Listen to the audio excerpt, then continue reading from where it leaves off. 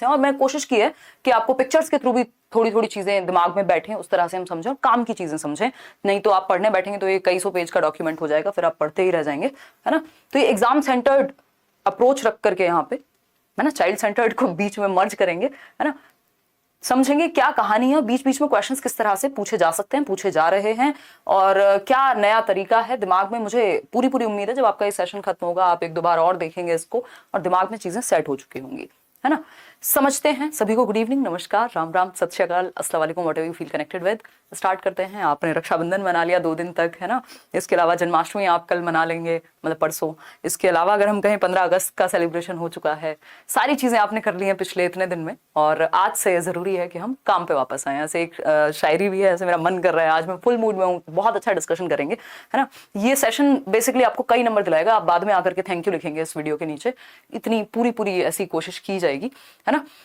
तो सारे सेलिब्रेशंस अगर खत्म हो गए हो तो थोड़ा नौकरी की तरफ रुख कर लिया जाए या पढ़ाई की तरफ रुख कर लिया जाए, है ना।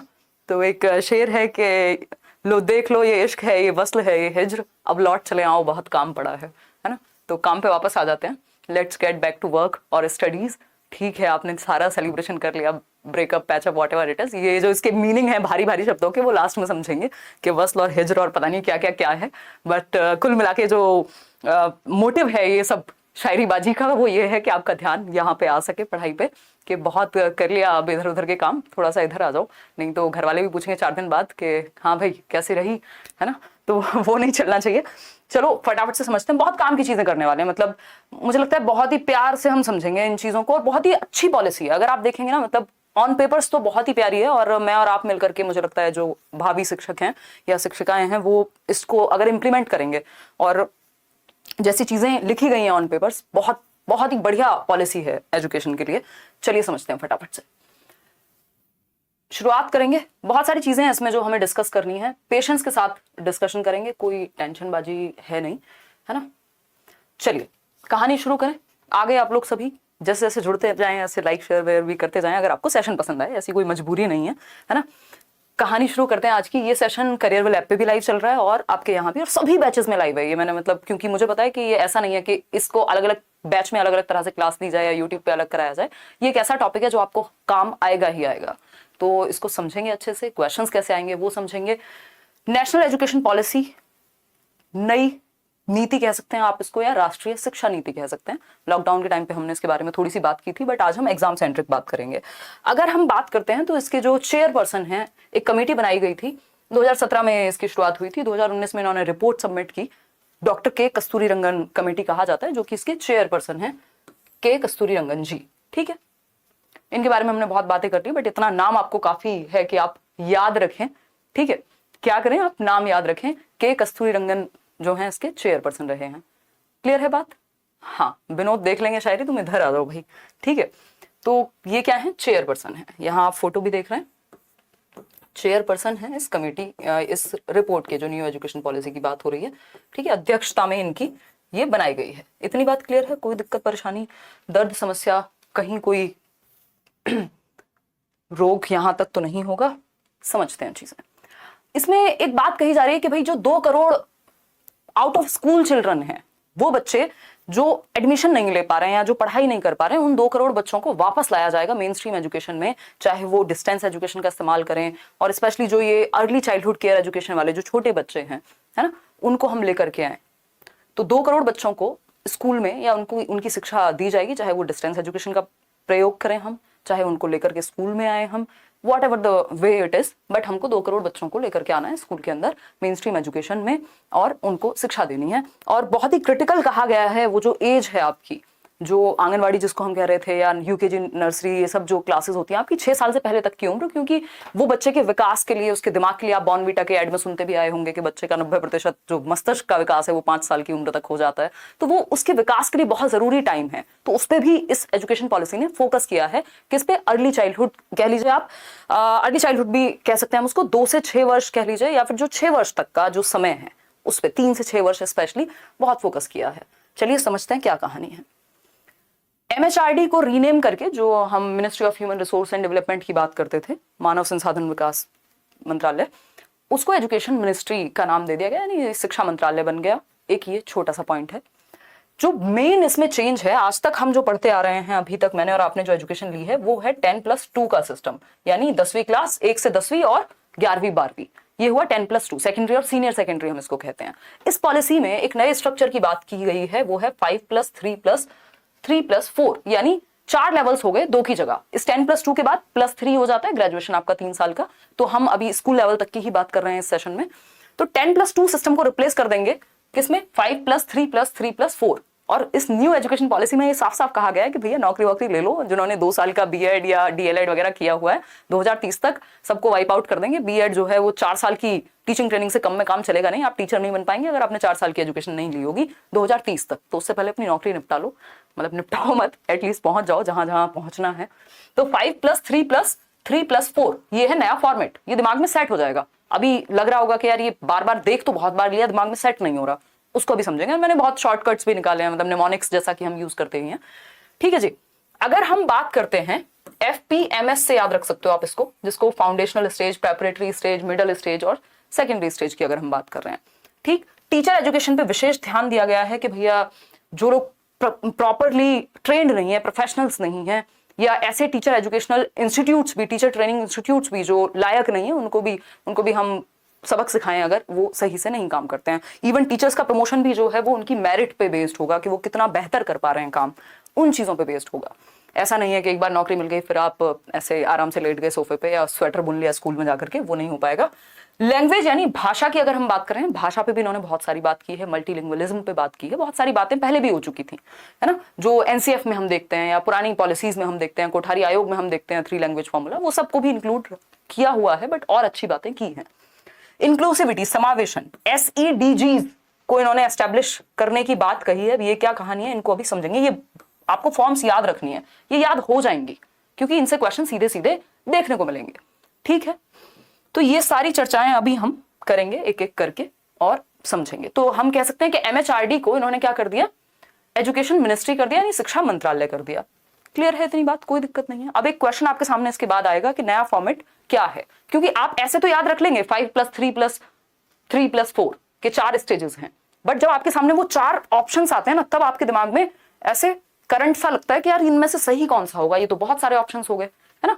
जैसे आपके सामने एक ये क्वेश्चन है, आप खुद से जवाब देने का प्रयास कीजिए। मैं थोड़ा सा आपको रिवाइज भी करा देती हूँ ताकि आप इसमें कंफ्यूजन ना क्रिएट हो। ये सीटेट का बैच है, अभी भी जो डिस्काउंट है वो जारी है, मतलब अभी मेरी उदय सर से बात हुई है, तो इसको 2-4 दिन यानी 20th तक कोशिश करेंगे। 1499 का ये बैच है, पेपर 1, पेपर 2 और पेपर 1+2। पेडागोजी स्पेशल, अगर आप पेडागोजी डिटेल में पढ़ रहे हैं, करियरविल ऐप डाउनलोड करके, KVS और आई थिंक DEET+ भी नहीं, सुपर टेट, ये 3-4 बैचेस आए हुए हैं, तो वो आप करियरविल ऐप डाउनलोड करके डिस्क्रिप्शन में लिंक होगा, चेक कर सकते हैं। जिनको प्रॉपर बाकी सभी टीचर्स के साथ भी पढ़ना है, मेरे साथ आप यहाँ जुड़ते ही हैं। ठीक है, तो अगर हम बात करें यहाँ किस चीज की, पुराना जो सिस्टम था, प्रीवियस सिस्टम, वो क्या था, प्रीवियस सिस्टम था 10+2 का, 10 साल यानी 10वीं 1 से 10वीं कक्षा तक और 2 साल 11वीं 12वीं, ये था प्रीवियस। न्यू की अगर हम बात कर रहे हैं, न्यू स्ट्रक्चर की अगर हम बात कर रहे हैं, दिस इज 5+3+3+4। ठीक है जी, कोई दिक्कत परेशानी। अब ये क्या है कहानी, अगर हम बात करते हैं FPMS, ये याद रखने का तरीका है, ये निमोनिक है, एक शॉर्ट फॉर्म है। फाउंडेशनल स्टेज होगी 5 साल की, यानी बच्चे का जो एजुकेशन है, जो उसकी आंगनवाड़ी है 3 साल तक हम उसको वहां पे समझाएं, फिर फर्स्ट और सेकंड कराएं। ठीक, मतलब कि जो हम कक्षा 1 से बात कर रहे थे, यहां बात हो गई आपकी वो नर्सरी वर्सरी, पहले अर्ली चाइल्डहुड केयर एजुकेशन को भी इन्होंने शामिल कर लिया है, इसलिए शुरू के 5 साल बन गए। 1 से 10 तक की बात नहीं हो रही है, अभी पहली कक्षा से पहले के 3 साल भी पढ़ाना है, उस पर भी फोकस करना है, उसको भी मेन स्ट्रीम करना है। क्यों, क्योंकि अभी जो शुरुआत में मैंने बात कही, बॉर्नविटा के ऐड का एग्जांपल दिया कि भाई बच्चे का जो मस्तिष्क का विकास है, जो उसका बहुत हद तक विकास है, वो लगभग 5 साल 6 साल तक की उम्र में हो जाता है, और आप 6 साल में पहली कक्षा में बच्चों को लेके जाएंगे तो उससे पहले का कौन ध्यान रखेगा। तो इसलिए इन्होंने कहा कि ये शुरुआत के जो 5 साल हैं ये भी जरूरी है, इसमें बच्चे का जो फाउंडेशनल पीरियड है उसको मजबूत करना है। ठीक, फिर आएगा 3 साल की एजुकेशन, फिर 3 साल और फिर 4 साल। ठीक है, कक्षा 8 से 12 तक, उस पर अभी हम आएंगे, लेकिन हमें इतना ध्यान रखना है कि 5+3+3+4। ठीक है, 534 याद रख लो, सिंपल, अगर कुछ और नहीं दिमाग में आ रहा है अभी, तो अगर रट्टे ही लगाने हैं तो थोड़ा अच्छे से लगाइए। ठीक है, 534 क्या है, 534 कुछ नहीं है, 5 प्लस 3, इसमें 3 और जोड़ लेना, एक 2 बार 3 आएगा, ठीक, 534 से याद रह जाएगा। 5 + 3 + 3 + 4, ये है आपका नया सिस्टम एजुकेशन का, जिसमें यहां पे हम सिर्फ 12 साल तक की बात कर रहे थे, 12 ईयर्स तक की बात कर रहे थे। यहां पे हम 5 और 3 8 और 3 11 और 4 15 साल की बात कर रहे हैं। क्यों? क्योंकि हम बच्चे का आप शुरुआत से ध्यान रख रहे हैं, ताकि जो उसका फाउंडेशनल पीरियड है वो खराब ना हो। 15 साल तक अब हम यहाँ पे फोकस करेंगे बच्चे पे, कक्षा 1 से 12 तक नहीं, उससे पहले शुरू कर देंगे। तो ये बेसिक सी बात हो गई। 534 ये इसका शॉर्टकट हो सकता है, और इनकी सबकी नाम जो है याद रखने के लिए अभी हम आगे भी चर्चा करेंगे। FPMS, ठीक है, MS सबको याद रहता होगा, महेंद्र सिंह धोनी, या जो जिसका जैसे मन करे जोड़ के अपना याद रख लो। FPMS देखिएगा, क्वेश्चन आपके सामने है, एक हल्का सा क्वेश्चन, बीच बीच में हम एक एक टॉपिक करेंगे, और एक आध क्वेश्चन मैं अलग से भी एक सेशन लूंगी जिसमें बहुत सारे क्वेश्चंस आपके साथ डिस्कस करूंगी इस पॉलिसी पे, लेकिन कुछ कुछ क्वेश्चंस मैंने ऐड किए हैं, ठीक है जी। क्वेश्चन है, what is the structure of school education. बात किसकी हो रही है? स्कूल एजुकेशन की, ठीक है। विद्यालय शिक्षा की अगर हम बात करें, नेशनल एजुकेशन पॉलिसी यानी राष्ट्रीय शिक्षा नीति 2020 क्या रिकमेंड करती है, कौन सा स्ट्रक्चर? तो हमें पता है कि 5 + 3, अभी हमने 534 की बात की थी, बिल्कुल सीधा सा आंसर हो गया 534, यानी 5 + 3 + 3 + 4। लेकिन 2 + 3 + 3 + 4, कुछ भी कंफ्यूजन नहीं रखनी, इनको देख के कंफ्यूज नहीं हो जाना है, ठीक है। तो just A option is the right answer, ठीक है। जो फर्स्ट है वो सही है, बाकी गलत है। क्लियर है इतनी बात? इसमें अपनी मर्जी से नहीं तोड़ देंगे कि 5 को और 2 + 3 5 बराबर ही तो होता है ना, ऐसे नहीं चलेगा। यहाँ पे अपनी मर्जी से नहीं चलेगा, जो स्ट्रक्चर है वो स्ट्रक्चर है। तो A option is the right answer, कि जो ये 5 साल 3 साल 3 साल और 4 साल, ये है क्या, अभी इसको डिटेल में समझने वाले हैं। तो ये कुछ कुछ बातें हमने की नई शिक्षा नीति की। इंप्लीमेंटेशन मुझे लगता है 2030 तक चीजें बहुत हद तक बदल जाएंगी एजुकेशन में, या टीचर जो लोग बन रहे हैं उनके लिए भी 2030 तक बहुत सारी चीजें बदल जाएंगी। और 2025 तक इन्होंने कई चीजें इंप्लीमेंट करने की बात की है, जैसे नया NCF बनाने की बात की है, नया NCTE के लिए, जो टीचर एजुकेशन के लिए जो NCFTE होता है उसकी बात की है, अर्ली चाइल्डहुड केयर एजुकेशन के लिए एक नया NCF तैयार करने की बात की है। बहुत सारी चीजें जो उन्होंने डिस्कस की हैं, और टेक्नोलॉजी का भरपूर इस्तेमाल होगा। अब आप टेक्नोलॉजी से बच नहीं सकते कि हमें तो ऑनलाइन पढ़ना समझ ही नहीं आता, पेपर भी ऑनलाइन हो रहे हैं, सीख भी आप ऑनलाइन रहे हैं, डिस्कशन भी आप ऑनलाइन कर रहे हैं, जैसे कि आप कर भी रहे हैं कमेंट्स में, है ना। चलिए समझते हैं। तो हम टेक्नोलॉजी से भाग नहीं सकते। अभी जैसा कि हमारे प्राइम मिनिस्टर भी कह रहे थे कल परसों 15 अगस्त को कि इनोवेशन का युग है, तो वो इनोवेशन या टेक्नोलॉजी को हम यहाँ इग्नोर नहीं कर सकते। अगर एक शब्द में न्यू एजुकेशन पॉलिसी को समझना हो तो हम कहेंगे बच्चे का होलिस्टिक डेवलपमेंट, जो बात CCE भी कर रहा था, यानी CCE क्या, सतत एवं व्यापक मूल्यांकन, continuous and comprehensive evaluation. NCF भी कह रहा है कहीं ना कहीं, सारी पॉलिसीज आज तक कहती आ रही हैं, 1968 64 66 सब में, चाहे वो कोठारी आयोग, जितनी भी बार जो भी चेंज हुआ है, अच्छी अच्छी बातें हो रही थी। तो कुल मिलाकर के होलिस्टिक डेवलपमेंट, होलिस्टिक बोले तो होल मतलब वो वाला होल, WHO वाला, सर्वांगीण विकास। सर्वांगीण विकास कैसे होगा? सिर्फ पेन पेपर, सिर्फ दिमाग का विकास करके नहीं। विकास के 4 पक्ष हैं जो हम जनरली पढ़ते हैं डेवलपमेंट में। चीजें जोड़ना भी सीखना है हमें, रट्टे नहीं लगाने। फिजिकल यानी शारीरिक विकास बच्चे का, संज्ञानात्मक विकास यानी उसके दिमाग का, सोशल यानी हम समाज में रहते हैं तो हमें 4 बातें करनी है, एक दूसरे को कोऑपरेट करना, टीम वर्क, ये सब भी आना चाहिए। और इमोशनल डेवलपमेंट, कि बच्चा अपने इमोशंस के प्रति कितना अवेयर है, कितना बेहतर तरीके से उनको मैनेज करना जानता है, कितना बेहतर तरीके से उनको कंट्रोल करना जानता है, कितना बेहतर तरीके से उनको डायरेक्शन देना जानता है। तो कुल मिलाकर के हम बच्चे के सर्वांगीण विकास की बात कर रहे हैं, है ना, यानी कि लगभग सभी एस्पेक्ट्स में डेवलपमेंट। होलिस्टिक मतलब इन ऑल एस्पेक्ट्स, सभी पक्षों में विकास बेहतर तरीके से हो पाए बच्चे का। भाई शिक्षा का मतलब ये थोड़ी हमें डिग्री दिला करके और नौकरी दिला देनी है सिर्फ, ये तो हम बिल्कुल सबसे तुच्छ स्तर की बात हम करते हैं, क्योंकि अब जो भी हमारी हिस्ट्री रही है कि हम सिक्योरिटी चेज कर रहे हैं, व्हाटएवर इट इज। तो सभी पक्षों में विकास, चाहे वो बच्चे का शरीर हो यानी फिजिकल डेवलपमेंट, शारीरिक विकास हो, उसका संज्ञान यानी उसकी बुद्धि, उसकी डिसीजन मेकिंग हो, उसका सामाजिक विकास हो, या उसका इमोशनल डेवलपमेंट हो। तो विकास के सभी पहलू जो हैं वो साथ में मिलकर के होलिस्टिक यानी सर्वांगीण विकास की बात हो। ऐसा एक शब्द में अगर आप नेशनल एजुकेशन पॉलिसी को समझना चाहते हैं तो हम कहेंगे कि बच्चे का विकास सभी पक्षों में। क्लियर है इतनी बात? कोई दिक्कत परेशानी दर्द समस्या यहां तक हो तो मुझे बता दीजिए, अगर है तो फिर क्या, फिर हम यहीं पे अटके रहेंगे, आराम से बातें करेंगे 2-4 मिनट और फिर आगे बढ़ेंगे। तो हमने बहुत ही प्यारी प्यारी सी 2-3 बातें की हैं कि के कस्तूरीरंगन की अध्यक्षता में इसकी पूरी बुनियाद रखी गई, चीजें बनी और इसमें नया फॉर्मेट लाया गया है। 2 करोड़ स्कूल के बाहर जो बच्चे हैं उनको हम सिखाएं, जो छोटे बच्चे हैं उनका हम ध्यान रख पाए। छोटे मीन्स अर्ली चाइल्डहुड वाले, यानी 3 से 6 वर्ष की उम्र के बच्चों का हम ख्याल रखें। ठीक है, उनको भी शिक्षा में शामिल करें, उनको भी स्कूली एजुकेशन में शामिल करें।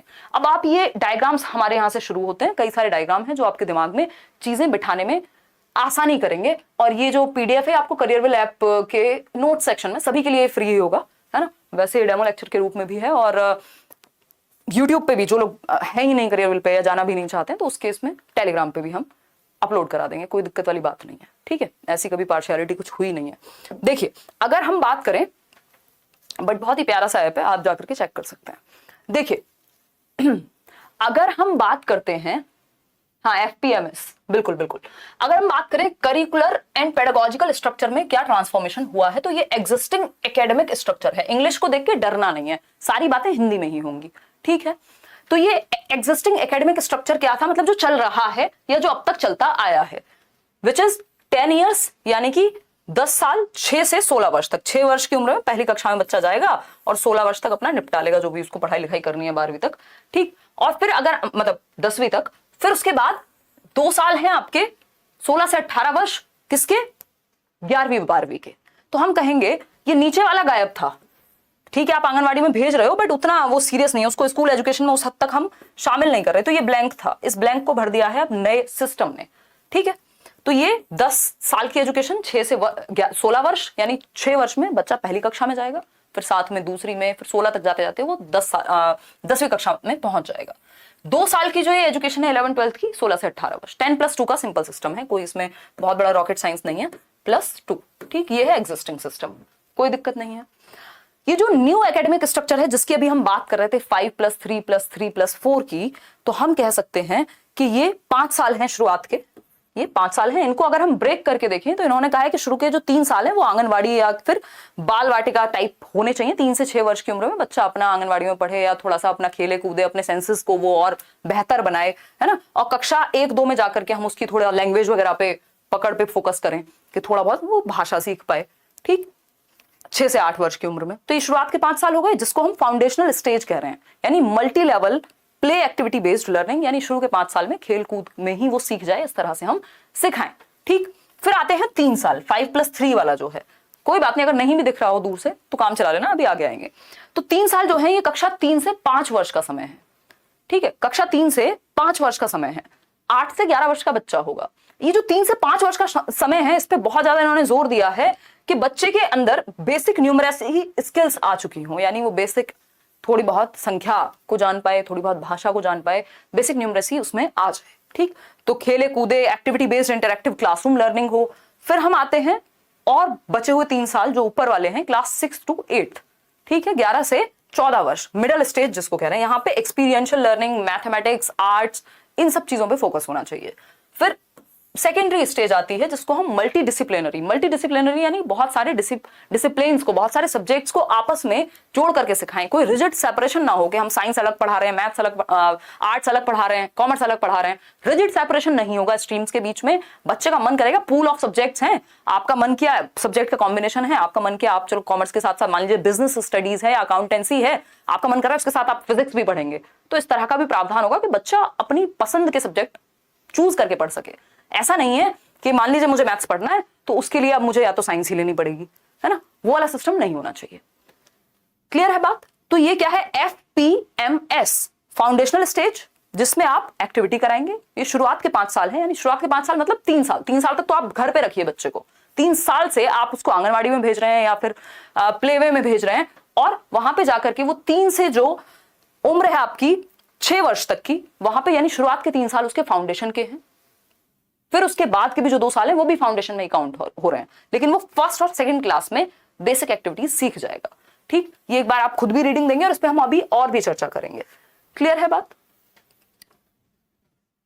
तो न्यू एकेडमिक स्ट्रक्चर कहता है FPMS, यानी शुरुआत के जो 5 साल हैं ये फाउंडेशनल, फिर प्रेपरेटरी, मिडिल स्कूल। और ये मिडिल स्कूल वही है जो 6th क्लास से ही आपका जो बच्चा है वो इंटर्नशिप्स करने लगे, कोडिंग वगैरह सीखने लगे, या फिर अगर हम बात कर रहे हैं तो वोकेशनल एजुकेशन, कि किसी को ड्राइंग, पेंटिंग, म्यूजिक, योगा, इन सब में भी इंटरेस्ट है तो बच्चा वो भी तो एक्सप्लोर करे। ऐसा ना हो डिग्री हमारे हाथ में PhD की आ गई और फॉर्म भर रहे हैं हम अभी भी स्कूल में पियोन बनने का, वो स्थिति नहीं होनी चाहिए, है ना। थोड़े कटु वाक्य हैं बट ऐसा होता है या हम देख रहे हैं अपने आसपास, तो वो चीज ना हो, बच्चा स्किल्ड हो, है ना। तो वो एक चीज हुई। फिर जो ये 9 to 12 का टाइम है, यहाँ पे फ्लेक्सिबिलिटी होनी चाहिए, बच्चे की critical thinking, 21st century skills की बात कर रहे हैं, 21वीं शताब्दी के कौशल बच्चे में हो, वो क्या है? वो है CDP। अभी आएंगे उस पर भी। चलिए समझते हैं, एक एक करके समझेंगे। डरना नहीं है किसी भी चीज को देख करके, इतनी रामायण लिखी हुई है, इसको देख करके परेशान नहीं होना। देखिए, रामायण से मेरा मतलब है बहुत बड़ा सा ग्रंथ, ठीक, कई लोग दिल पे ले जाते हैं। अगर हम बात करें यहाँ पे, तो 360 डिग्री असेसमेंट की बात की है इन्होंने। 360 डिग्री असेसमेंट होना चाहिए, यानी जो आकलन हो वो 360 डिग्री में हो। इस पे भी बाद में आएंगे, पहले हम पढ़ेंगे इससे भी पहले अपनी 21st सेंचुरी स्किल्स कौन सी हैं जिनको सिखाने की बात की जा रही है ना। ये परख पे भी आएंगे बाद में, पहले 21st सेंचुरी स्किल्स की बात करेंगे। 21st सेंचुरी स्किल्स की बात हो रही है। 21वीं शताब्दी के कौशल क्या हो सकते हैं? वो 21वीं शताब्दी के कौशल, 21वीं शताब्दी के कौशल हैं critical thinking, innovation, leadership, communication, cooperation. यानी हम जब बात कर रहे हैं 21st सेंचुरी स्किल्स की, यानी 21वीं शताब्दी 21st सेंचुरी स्किल्स। भाई समय बदल गया, चीजें बदल गई। आज से 20 साल पहले मैं और आप शायद नहीं सोच सकते थे कि हम लोग देश के अलग अलग कोने से इतनी रात को, रात के 10 बजे, कोई किसी और स्टेट से देख रहा है, कोई कर्नाटका से देख रहा होगा, कोई बिहार से देख रहा होगा, कोई यूपी से, कोई दिल्ली से, कोई कश्मीर से भी देख रहा होगा, है ना। तो आप लोग इतने सारे लर्नर्स, हम लोग 6-7 हजार लोग रात को ऐसे ही हैं वहीं एक दिन उठ करके इतने दिनों बाद, और ऐसे रात को फोन में सीख रहे होंगे। ये शायद अब से 20 साल पहले हम नहीं सोच पाते थे, या जब मैं छोटी थी तब हम टीवी देख के काम चला लेते थे, ठीक। तो अगर हम कहें तो 21वीं शताब्दी है तो चेंज है, टेक्नोलॉजी का बहुत बड़ा प्रयोग है। तो 21वीं शताब्दी की जो कौशल हैं, मेनली आप मेजरली CDP से याद रखोगे, जैसे चाइल्ड डेवलपमेंट एंड पेडागोजी से याद रखते हो ना, बाल विकास एवं शिक्षा शास्त्र। तो उसी तरह से क्रिटिकल थिंकिंग बहुत महत्वपूर्ण है, पेपर में सीधे सीधे क्वेश्चन आ रहा है। क्रिटिकल थिंकिंग यानी आलोचनात्मक चिंतन। बच्चे के सामने जो आए, ऐसा नहीं बस वो मान ले, उस पर वो सोच पाए, क्रिटिकली हर चीज पे सोच पाए, क्या सही है क्या गलत है, गलत है तो क्यों गलत है, सही है तो क्यों सही है, और एनालाइज कर पाए, प्रॉपर चीजों का विश्लेषण कर पाए, हर एंगल से देख पाए चीज को, क्या फैक्ट है क्या ओपिनियन है ये समझ पाए, है ना। बिल्ली ने रास्ता काट दिया तो जस्ट मान ना ले कि हाँ यार बुरा ही होता होगा, ठीक है। अगर हम बात करें डेवलपमेंट की, यानी ये डेवलपमेंट तो आप चाइल्ड डेवलपमेंट के कॉन्टेक्स्ट में पढ़ रहे हैं, यहां क्रिटिकल थिंकिंग हुआ। डी फॉर डिसीजन मेकिंग, यार आप अपने जीवन के डिसीजन ले पाए, या बच्चे की डिसीजन मेकिंग अच्छी हो। कोई और तो जीवन भर आपके लिए डिसीजन नहीं लेगा, और जीवन में ये बहुत महत्वपूर्ण है कि आपकी डिसीजन मेकिंग यानी निर्णय निर्माण की जो क्षमता है, या निर्णय लेने की जो क्षमता है, वो कैसी है ना। तो बच्चे में डिसीजन मेकिंग हो। भाई डिसीजंस तो पूरी लाइफ चेंज कर देते हैं ना। हम क्या करते हैं, हम चाहते हैं माँ बाप ले लें कि हमें आगे क्या करना है, डिसीजन शादी किससे करनी है, सारे डिसीजन माँ बाप ले लें, या माँ बाप खुद भी यही चाहते हैं। बट क्या पूरा जीवन ऐसे ही चलेगा? नहीं चल पाएगा। तो वो बेसिकली डिसीजन मेकिंग, और हम इसका एक रीजन ये भी है कि कोई भी ये नहीं चाहता कि जब वो गलत साबित हो तो ठीकरा जो है उस पर फोड़ दिया जाए, है ना। वो रिस्पॉन्सिबिलिटी हम नहीं लेना चाहते डिसीजंस की। माँ बाप एटलीस्ट भाई लड़का ढूंढ के लाएंगे हमारे लिए तो कह तो देंगे, कल को कैसा लड़का ढूंढ के लाएगा, खुद से गलत निकल गया तो क्या जिम्मेदारी लोगे। तो डिसीजन मेकिंग आपकी शुरुआत से स्ट्रांग होनी चाहिए, है ना। छोटे छोटे डिसीजन में हम कई बार अटके रहते हैं कि क्या पहने, ये पहने कि वो पहने। तो डिसीजन मेकिंग बच्चे की अच्छी हो। दूसरी चीज है problem solving, P for problem solving, समस्या समाधान, प्रॉब्लम सॉल्विंग। गलत डिसीजन ले लीजिए, कोई दिक्कत, मतलब ऐसा थोड़ी कि सारे डिसीजन सही हो जाएंगे। तो वो बच्चों को शुरुआत से प्रैक्टिस है उस चीज की, अलग अलग आयाम में। सिर्फ शादी का डिसीजन नहीं दिलवा रहे हैं हम स्कूल में। यहाँ पे कुल मिला के बात ये है कि छोटी छोटी चीजों से लेके तो फिर तो आप देश के भी बहुत हद तक काम आएंगे ना, जब आप बड़े बड़े डिसीजन भी ले पाएंगे, जब आपने छोटी उम्र से चीजें करने की कोशिश की, कुछ एक्सपेरिमेंट किया, कुछ गलत हुआ कुछ सही हुआ, है ना। तो आप खुद की ही थिंकिंग को दिशा दे पाएंगे। कुल मिलाकर के मेटाकॉग्निशन, यानी हम कह सकते हैं कि मेटाकॉग्निशन पे फोकस किया जाए कि how to learn, learning to learn. ये एक बहुत इंपॉर्टेंट लाइन है, लर्निंग टू लर्न, कि सीखेंगे कैसे ये सीख पाए हम। तो ये पेपर में आपको देखने को मिलेगा ये क्वेश्चन। लर्निंग टू लर्न पे फोकस करे ये पॉलिसी, लर्निंग टू लर्न, यानी सीखते कैसे हम ये सीख पाए, सीखते कैसे हम ये सीख पाए, यानी मेटाकॉग्निशन। परासंज्ञान, थिंकिंग अबाउट थिंकिंग। मेटाकॉग्निशन पे भरपूर क्वेश्चंस आए इस बार सीटेट में, है ना। परासंज्ञान ये हम 2019 से डिस्कस करते आ रहे हैं, तब हमें लगता था यार ये पूछा तो जाता नहीं है कहीं, है ना। लर्निंग टू लर्न, कि सीखेंगे कैसे, थिंकिंग अबाउट थिंकिंग, वो चीजें हम अपने अंदर डेवलप कर पाए। इन सब चीजों पे पॉलिसी बात कर रही है। क्लियर है इतनी बात? कोई दिक्कत नहीं है। तो ये 21st सेंचुरी स्किल्स को अगर आपको 3 वर्ड में याद रखना हो, 3 लेटर्स में याद रखना हो, तो एक है C क्रिटिकल थिंकिंग, आलोचनात्मक चिंतन, बच्चा सोच पाए हर एक एस्पेक्ट में। D डिसीजन मेकिंग, यानी उसका निर्णय लेने की क्षमता बेहतर हो। नेक्स्ट है P फॉर प्रॉब्लम सॉल्विंग, यानी समस्या समाधान अच्छा कर पाए। अब critical thinking, decision making, problem solving, फिर नया इनोवेशन एंड टेक्नोलॉजी क्या आ रही है। इसके अलावा अगर हम बात कर रहे हैं तो कैसे उसकी सोशल स्किल्स बेहतर हो, कैसे उसकी इमोशनल स्किल्स बेहतर हो, कैसे उसकी कम्युनिकेशन बेहतर हो, कैसे उसकी लीडरशिप बेहतर हो, ये सब 21वीं शताब्दी के कौशलों में ही आता है। मेजरली ये 3 चीजें हैं, याद रखेंगे आप, बिल्कुल दिमाग में चलेगी ये चीज। क्रिटिकल थिंकिंग इसको कैसे डेवलप कर सकते हैं भाई, आप इम्प्रॉम्प्टू डिबेट कर सकते हैं, कोई टॉपिक लेकर के उस पर 2 बच्चे चर्चा कर रहे हैं, तो इससे क्या होगा, बच्चे का क्रिटिकल थिंकिंग, वो दूसरे के पर्सपेक्टिव को लेना सीखेगा, अपनी